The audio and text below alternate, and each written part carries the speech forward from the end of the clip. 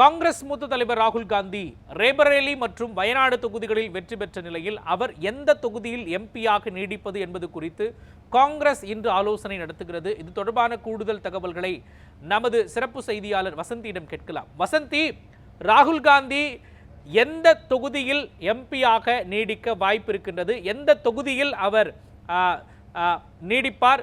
எதன் அடிப்படையில் இந்த தொகுதிகளை தேர்ந்தெடுப்பதற்கான வாய்ப்பு இருக்கின்றது? கேரளாவிலா அல்லது ரேபரேலிலா? எந்த தொகுதியில் அவர் எம்பியாக நீடிக்க வாய்ப்பு இருக்கின்றது? சொல்லுங்க.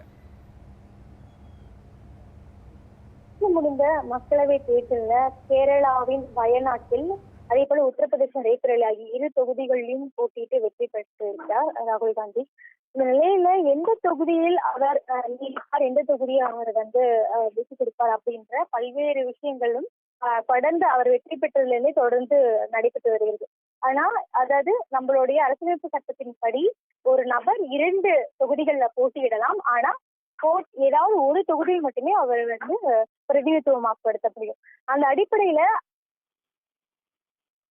ஜூன் 4ஆம் தேதியிலிருந்து இந்த நாளையுடன் 14 நாட்கள் முடிவடைகிறது. இது 14 நாட்களுக்குள்ள ஒருவர் தன்னுடைய தொகுதியை தேர்ந்தெடுக்க வேண்டும். அந்த அடிப்படையில நாளை இறுதி நாள் என்பதனால இன்றைய தினம் காங்கிரசுடைய தேசிய தலைவர் மல்லிகார்ஜுன கார்கே தலைமையில இங்கு கார்கேயோட இல்லத்துல 5 மணிக்கு இந்த கூட்டமானது நடைபெறுது. இது கே சி வேணுகோபால், காங்கிரசுடைய பொதுச் செயலர் கே சி வேணுகோபால் மற்றும் வயநாட்டில் காங்கிரசுடைய முக்கியமான இருக்கக்கூடியவர்கள், அதே போல ரேபரேலியில் இருக்கக்கூடிய முக்கிய பிரதிநிதிகளும் இருக்கிறாங்க. இதுல ராகுல் காந்தி எந்த தொகுதியில் தொடர வேண்டும், அரசியல் ரீதியாகவும் சரி, மக்களுக்கான விஷயங்களும் சரி, பல்வேறு விஷயங்களும் அதுல ஆலோசிக்கப்படும். அதுல முடிவெடுக்கப்படும். குறிப்பாக நீங்க கேட்பது போன்று ரேபரேலி தொகுதி என்பது காங்கிரசுடைய, அதாவது முக்கியமாக காந்தி குடும்பத்திற்கு மிக முக்கியமான ஒரு நெருக்கமான ஒரு தொகுதியாக பார்க்கப்படுகிறது. ஏன்னா ரேபரேலியில கடந்த முறை 2019 வரைக்குமே சோனியா காந்தி தான் தொடர்ச்சியா வெற்றி பெற்று வரக்கூடிய ஒரு சூழல் இருக்கு. இந்த முறை அவர் மாநிலங்களவைக்கு தேர்வானதுனால இந்த ரேபரேலியை பொறுத்த வரைக்கும் ராகுல் காந்தி வயநாடை தொடர்ந்து ராகுல் காந்தி ரேபரேலி போட்டி கொடுக்கிறார். 2 இடத்திலையும் அவர் வெற்றி அடைஞ்சிட்டார்.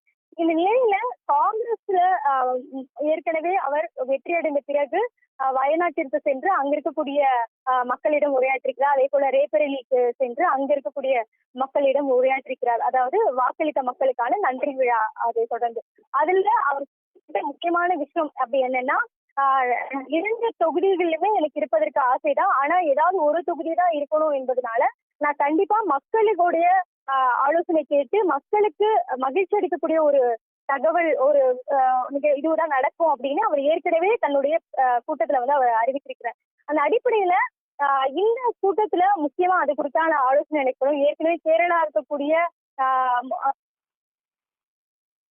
ராகுல் காந்தியை தக்க வைத்துக் கொள்ள வேண்டும் என்ற பல்வேறு அழுத்தங்கள் கொடுத்து வருவதாக சொல்லப்படுது. ஆனா காங்கிரஸை பொறுத்த வரைக்கும் உத்தரப்பிரதேசம் என்பதுதான் அவர்களுடைய கோட்டையாக இருக்கிறது. எனவே அந்த இடத்துல ராகுல் காந்தி வெற்றி பெற்றதை தக்க வைத்துக் கொள்ளணும் அப்படின்றதுதான் காங்கிரஸ் அவங்க தொடர்ந்து முன்னெடுத்து வராங்க.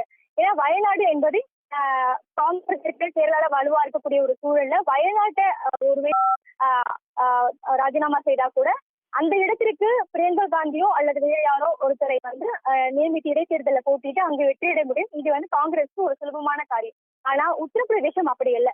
உத்தரப்பிரதேசம் என்பது ஏற்கனவே அமைதியில ராகுல் காந்தி 2019 தோல்வியுற்றார். எனவே உத்தரப்பிரதேசம் இருக்கக்கூடிய ரேபரேலி ஏற்கனவே ரொம்ப முக்கியமான ஒரு தொகுதி.